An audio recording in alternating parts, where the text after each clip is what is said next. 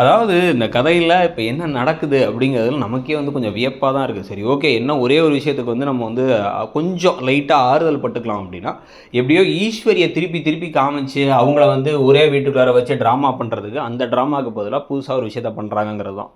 So, இப்ப 4 பேர் அவசர அவசரமா உள்ளார வந்து இப்ப ஹோ ஹோ ரெஸ்டாரண்ட்ட நாங்க விலைக்கு வாங்கணும் அப்படின்னு கேட்டா, அதெல்லாம் முடியவே முடியாது அப்படின்ட்டு விலையே கேட்காம அனுப்பி விட்டுர்றாங்க பாக்கியா. அவங்க நேரா ஒரு பெரிய பணக்காரர் வீட்டுக்கு போறாங்க. அந்த சுதாகர்னு ஒருத்தர் இறங்கி வராரு. அவர்கிட்ட இதெல்லாம் சொன்ன உடனே அவர் விலை பேசணும். பேசி முடிக்கணும். நான் முடிக்காம இந்த வீட்டுக்குள்ள நீங்க வரக்கூடாது. போங்கடா அப்படின்னு அவங்கள திருப்பி மிரட்டி அனுப்ப. அந்த சமயத்தை எழில் அடுத்த படத்தோட ப்ராஜெக்ட் விஷயமா பேசுறதுக்காக வந்து பாக்கியா கிட்ட பேசி ரெஸ்டாரண்ட்ல இருக்கும்போதே அவங்க வந்துடுறாங்க. வந்துட்டு வந்து இந்த பாருங்க எவ்வளோ காசுனாலும் தரேங்கிறாரு. அவர் வந்து இப்போ ரெஸ்டாரண்ட் நீங்க ஓப்பன் பண்ணியே தீரணுமா? பணத்தை கொடுக்குறோம். எவ்வளோ வேணும் விலையை மட்டும் சொல்லுங்க. என்ன அமௌண்ட்டாக இருந்தாலும் பரவாயில்ல. சார் முடிவு பண்ணிட்டா செய்யாமல் விட மாட்டார்லாம் பேச. உடனே வந்து இவங்க பேசிக்கிட்டு இருக்கும் பொழுதே வந்து நீ என்ன வேணாலும் பேசு, அதெல்லாம் வந்து நடக்கவே நடக்காது, நான் உங்களுக்கு முன்னாடியே சொல்லிட்டேன் வெளில போன்ட்டு, இது ஏன் ரெஸ்டாரண்ட் அப்படின்னு வெளில அனுப்பிடுறாங்க. போலீஸை சொல்லலாமான்னு எதிர் கேட்கும்போது அதெல்லாம் வேணாம் அப்படின்னு சொல்லியாச்சு.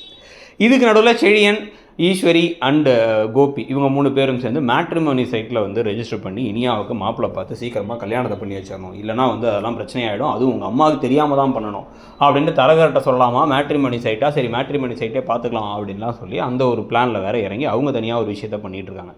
பாக்கியாவுக்கு சுற்றி ஏதாச்சும் ஒரு விஷயம் பண்ணிகிட்டே தான் இருப்பாங்க போல் எல்லோரும். இதுக்கு நடுவில் பாக்கியா சாமி கும்பிட்டு இருக்கும் போதே அடுத்த நாள் காலையில் வீட்டுக்கே 5-6 ஆட்களோட உள்ளார் நுழைஞ்சிடுறாரு அந்த சுதாகர்.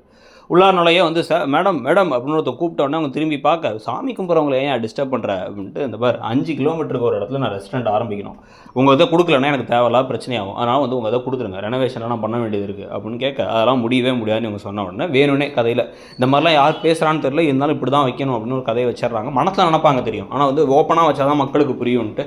ஆம்பளைங்களுடைய சாம்ராஜ்யம் தான் பிஸ்னஸ், ஒழுங்காக வந்து அதெல்லாம் அவங்க குழந்தைங்கள பார்த்துக்கிற வேலையை பாருங்க அப்படின்னு சொல்ல பாக்கியா கடுப்பாയി கெட் அவுட் அப்படின்ட்டாங்க. எவ்வளவோ துரோகத்தை பார்த்து நான் வளர்ந்தவன் நாடு அப்படின்ட்டு.